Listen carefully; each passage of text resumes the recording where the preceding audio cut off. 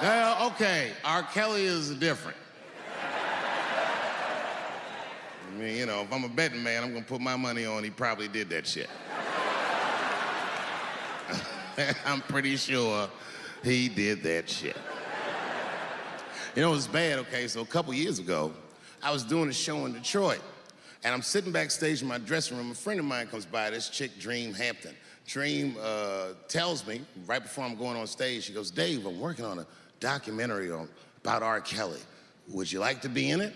And I was like, nah, bitch, I'm cool.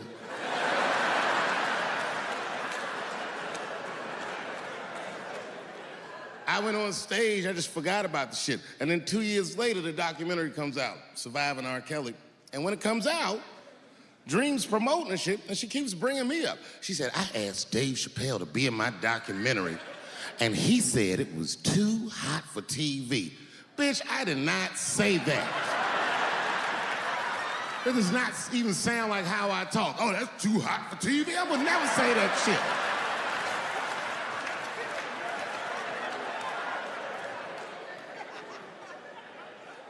But I'm gonna tell you guys why I wasn't in the documentary. There's a very simple reason, and I cannot stress this point enough. The only reason that I didn't do it was because, and it's very important, I don't know this nigga at all. I don't know anything. I don't know anything that they don't tell me about. I don't hang out with this nigga, nothing.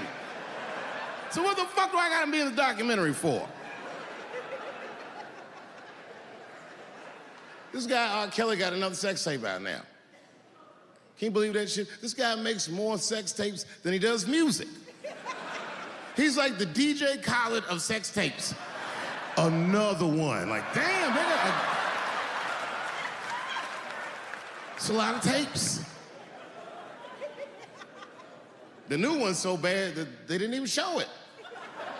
I've never seen anything like this. The prosecutor in Chicago came out in a press conference and read to the media a transcript of a sex tape. Have you ever heard of such a thing? This nigga read the sex tape. And it was so bad that R. Kelly sounded guilty in the transcripts.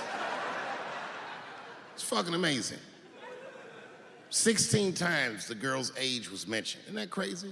This motherfucker's an idiot. He was fucking her like, yeah, this is the best 14-year-old pussy I've ever had in my life. And she was like, you like this 14-year-old pussy? He's like, oh yeah, I love this 14. I'm like, man, you need to shut the fuck up. You gotta give your lawyer something to work with. You're supposed to be on the tape like, this is the best 36-year-old pussy I've ever had in my life. And then your lawyer gonna be like, Your Honor, clearly my client thought that this woman was 36, as he mentioned some 16 times in the tape. They gonna know you lying though, you know what I mean? Everybody knows no such thing as good 36-year-old pussy.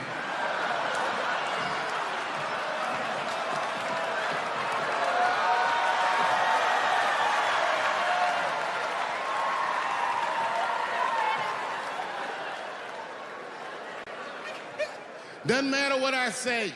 And if you at home watching this shit on Netflix, remember, bitch, you clicked on my face.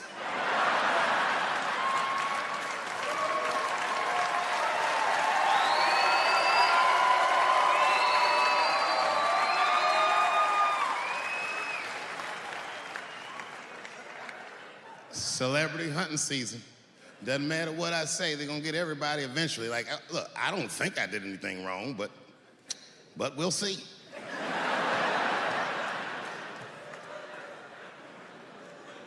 They even got poor Kevin Hart. Can you imagine such a thing? Kevin Hart, let me tell you something. It was Kevin Hart's dream to host the Oscars. That's what he told me. And I remember when he told me, because I was thinking to myself, well, that's an awfully strange dream for an African American. Kind of nigga dreams of hosting the Oscars. Kevin did, that's who. And he did it. Against all the odds, Kevin became the most famous comedian this world has ever seen, and he got the job that only one black man before him had had. He was gonna host the 80th Oscars. And I don't know what you know about Kevin, but I know Kevin Hart is damn near perfect. As close to perfect as anybody I've ever seen. In fact, Kevin is precisely 4 tweets shy of being perfect.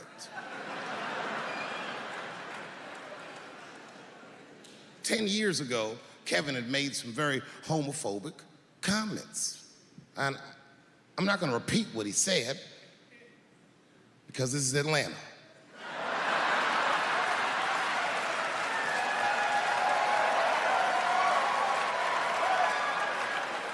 You know what I mean.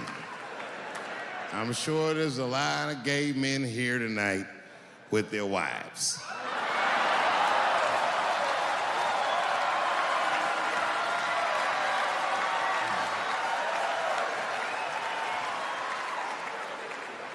Far be it from me to offend anybody.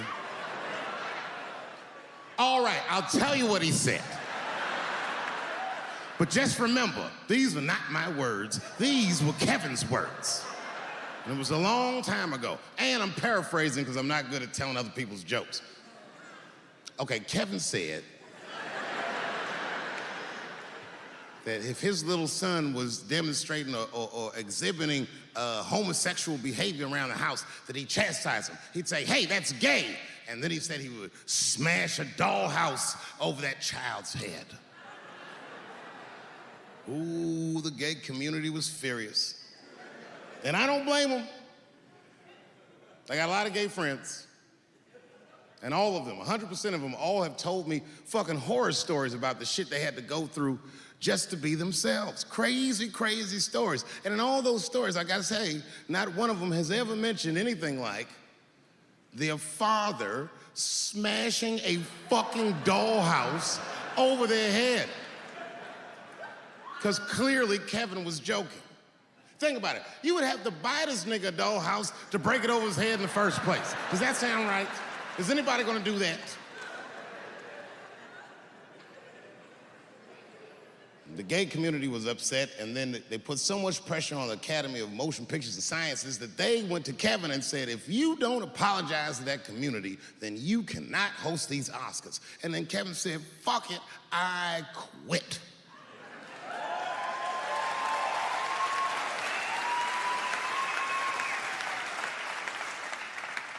And then he went on every talk show in America and apologized for 6 weeks.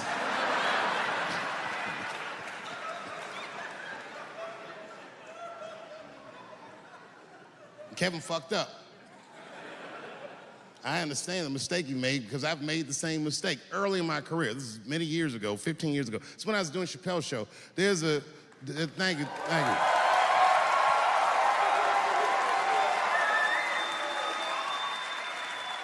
On network television, they have a department that's called Standards and Practices. This is the department that tells you what you can and cannot say on television. And if you're doing your job well, you should never hear from them. But if you're making a Chappelle show, you'll hear from these motherfuckers all the time. And remember, this is 15 years ago. I made a mistake. I didn't even know I had done anything wrong. I had written a sketch that had the word faggot in it.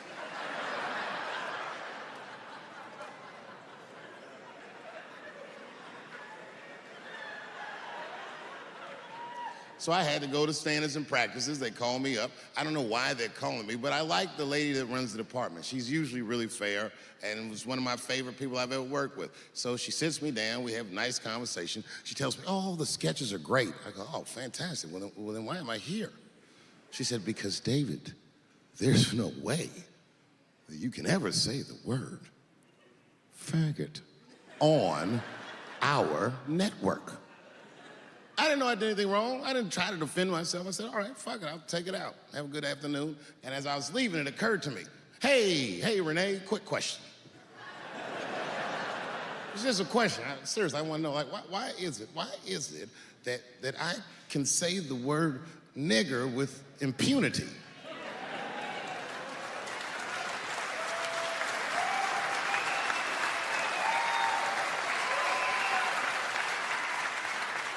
but I can't say the word faggot. And she said, because, David, you are not gay. I said, well, Renee, I'm not a nigger either. I know it's fucked up, but I'll tell you the truth. You know, everything's funny. Everything's funny till it happens to you. 3 months, a mere 3 months after that terrible attack that Chris Rock endured, I was on stage at the Hollywood Bowl, and a lunatic jumped out of the crowd and attacked me. Now, I gotta tell you, if it happens to you, you don't even know what the fuck is happening. It was like slow motion. I just looked over. I don't know this nigga. And I just looked and said, oh my God, I'm being attacked. And this motherfucker was ragged. He jumped at me. He was like, I'm old, but I'm fast. I caught this motherfucker's head with my hand and pulled his hoodie over his eyes. I can still feel his head in my hand. It was spongy. He had been growing dreadlocks. Not the beautiful dreads that Rastafarians grow. These were accidental LA homeless dreads. This shit had leaves and sticks and bottle caps and shit in it, some kind of grease. I was like, ugh, like this, and then I fell down. And he knocked me all the way on the ground. And I was like, man, this is a bad situation. I'm like, I don't know if I'm gonna die or what's gonna happen. But in that moment of vulnerability, you know what occurred to me that had never occurred to me before in my life? In that moment, it occurred to me that bodyguards should not wear dress shoes to work. Travis. This nigga Travis came out slipping and sliding on some kind of beautiful loafer and fell flat on his back. Bop. I said, oh my God. Now both of us are down. I gotta handle this shit myself. So I popped right back, boom. And then the kid that knocked me down, he popped out, boom, and we looked at each other and realized at the same time, I was bigger than him. And that motherfucker took off running. And I started to chase him, and I said, fuck him. I picked the microphone up. So I'm gonna finish this show now. That's right.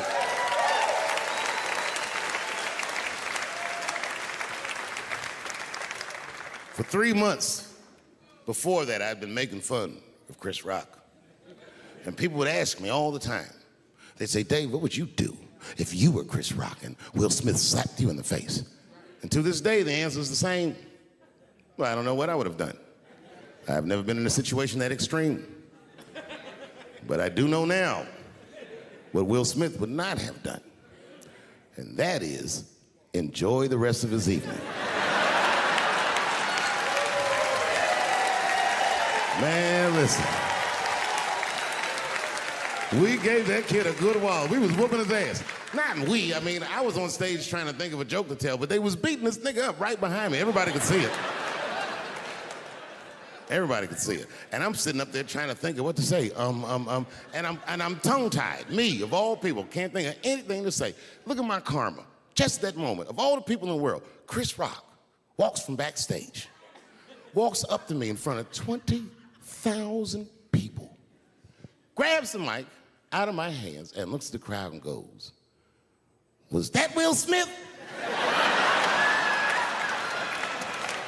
Man, motherfuckers fell out of their chairs laughing. I was standing there looking stupid. I was fucking furious, because I'm thinking in my mind, nigga, this is my attack. You got attacked 3 months ago. Now you have jokes. So I snatched the mic back from Chris and tried to get one off, but my shit did not go good at all. I didn't know what to say. I was just like, it was a trans man. And the crowd was like, boo. This is LA, we like trans people, boo. I know, I felt so bad. I felt so bad. But I know why I did it. You'd have to be there to understand, but man, when that guy tackled me, it was like it's like a movie or something. You gotta picture this. Picture a famous person you like. Every famous person you could imagine was at that show. It was like the biggest night that Hollywood had ever seen. And when that guy tackled me, he cleared the bleachers. I had to watch the tape afterwards to know this happened, but as soon as he tackled me, Jamie Foxx was the first motherfucker that jumped out of the crowd. He was wearing a white cowboy hat like he knew this shit was gonna happen to him. Never seen this nigga in a cowboy hat before. And Jamie started chasing that motherfucker around like any given Sunday. And that kid was fast as shit, was juking and shaking, and he broke Jamie's ankles, and he just kept running. And then Jon Stewart from The Daily Show ran from backstage and jumped at this motherfucker like Super Jew. He was like, ah!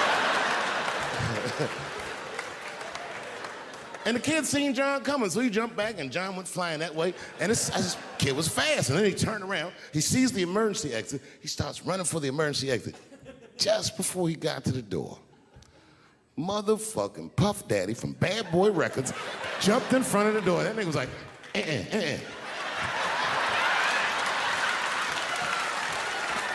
Boy, Puffy got that motherfucker. And then every celebrity just ran out, because every celebrity saw themselves in me, and they just started beating the fuck out of that kid. And I know Chris was backstage looking like, nobody helped me.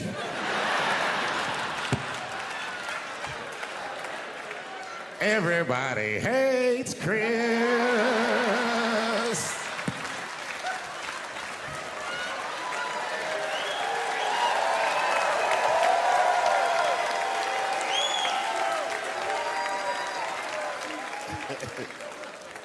Look, it was way more intense than what you guys might have read. I don't know what you read, but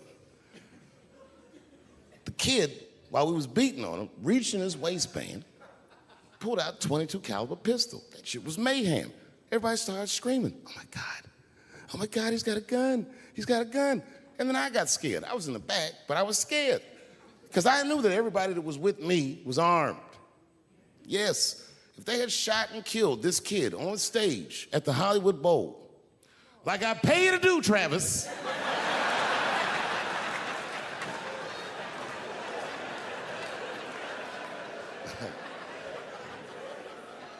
but Travis G'd up. Travis wrestled the gun out of the kid's hand, and then he took it like this and tried to chamber the round, and he couldn't.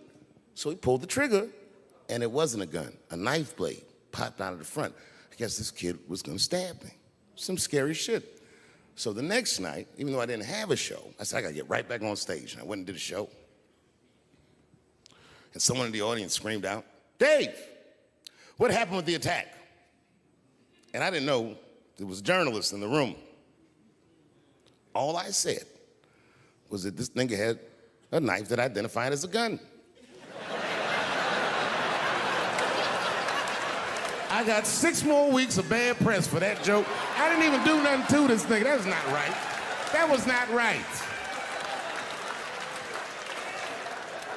And then the New York Post went to the jail and interviewed my attacker like he was some kind of hero.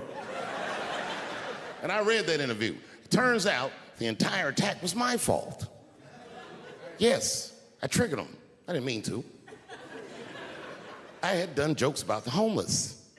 It turns out this young man was homeless. And I mean, there's no way I could have known this. But I will say, for a homeless guy, this nigga had incredible seats.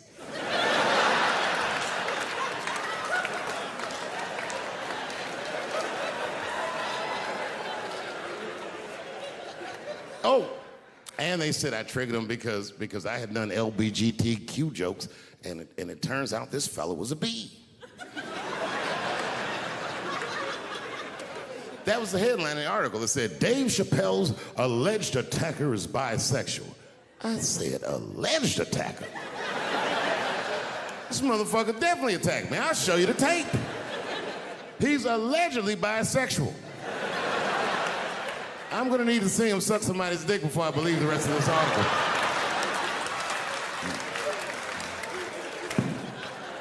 I read that shit in the paper. I was horrified. I was like, oh, bisexual?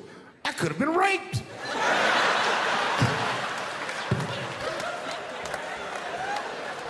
Shit ain't what it used to be, is it? This nigga Puff got 50 months.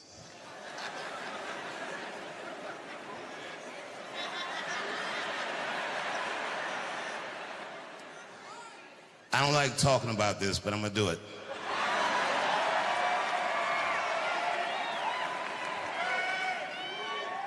Here's my thing about Puffy. And I gotta state my bias. Years ago, I got attacked on stage in California at the Hollywood Bowl. Now, this was a long time ago. At this time, Charlie Kirk was alive and well.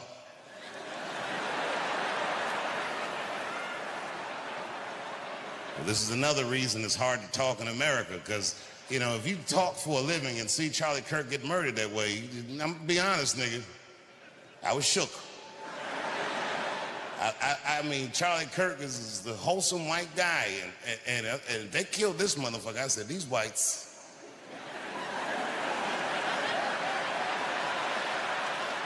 We've never seen them like this. They're playing for keeps. And then remember the next day in the news, when all the information was still shoddy, they came out, they were like, apparently there were transgender messages inscribed on the bullets. I was at home like, oh no! I'm dead as fried chicken.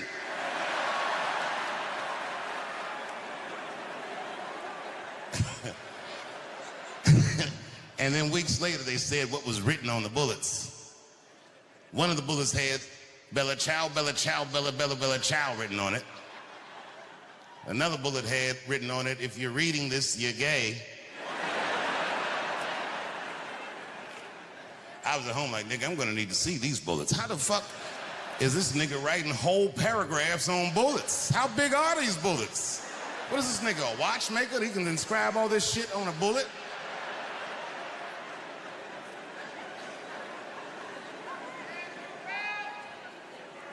I'm not making light of Charlie Kirk dying, but I'm not sure what it means. And I'm not sure I believe what they say it means. I'll tell you what I don't believe. And the whites were quick to say this. They said, Charlie Kirk is this generation's Martin Luther King. No, he's not. Yeah, that's a reach. You know, they both got murdered in a terrible fashion. They both got shot in the neck, but that's about where those similarities end. Because Charlie Kirk is a motherfucking internet personality. No, by design. Fundamentally, he can't function like Dr. King. Internet niggas are negative because they have to be. Because nobody will engage them unless they say shit that makes them upset. That's Charlie Kirk. Could you imagine Dr. King was behaving like Charlie Kirk? Smash that like button and subscribe. Follow me for more content like this.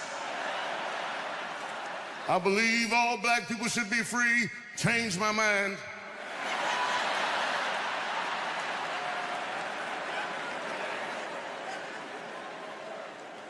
The Congress took a vote that October 14th will be Charlie Kirk Remembrance Day, and everybody voted for it. No, I'm not gonna boo it. You can remember, no. Remember that nigga if you want to. And remember him however you want to. But I do know that most of those Congress people voted for that because they're afraid of political violence. I'm telling you, it's easier to talk in Saudi Arabia.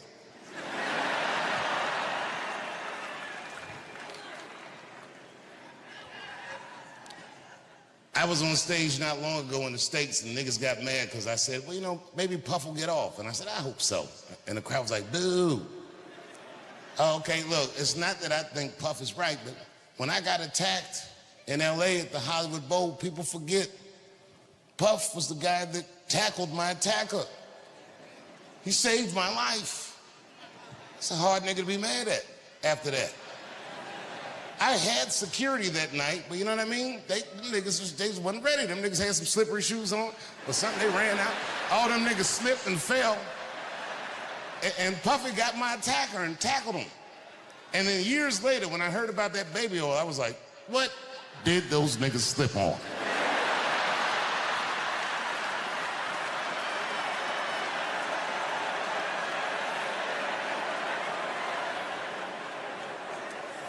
1,000 bottles of baby oil, that's a lie. But remember, he wasn't on trial for having 1,000 bottles of baby oil because it's not a crime to have 1,000 bottles of baby oil. It's gross. It's not illegal. And I'm gonna tell you something else I haven't said, but this is true. In LA one night, I shouldn't even tell, fuck it. I've been to Puffy's house.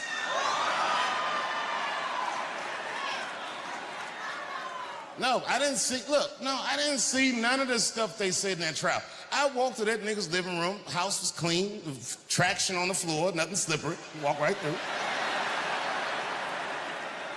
Perfectly normal evening. The only thing in hindsight, but at the time it didn't mean nothing to me. I didn't think about it until after I found all that stuff out, but in hindsight it was fucked up. But we was on his back patio, and we was drinking and laughing, talking, and then nigga Puff starts swirling his drink like this, and he goes, so Dave, he goes, what are you into? You know me, I was like, I don't know, nigga, books, video games,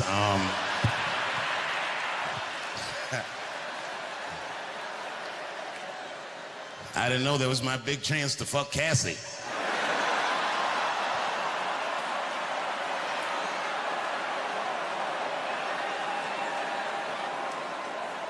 God bless her.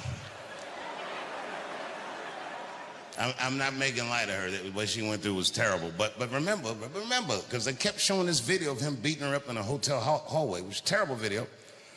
But he wasn't on trial for that.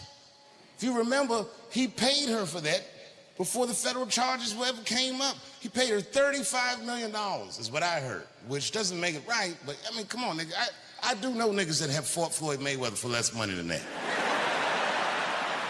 And them niggas had to fight for 36 minutes.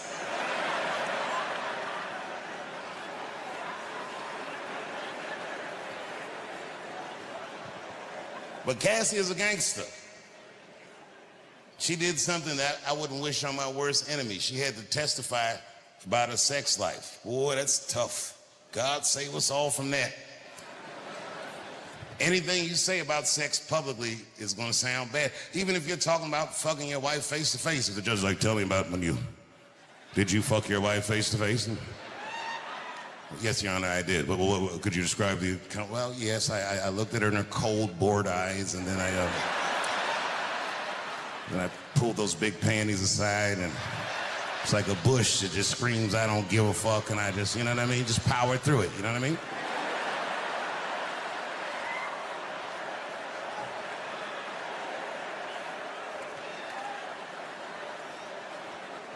Cassie had to do way harder than that. Them questions, they was asking her all kinds.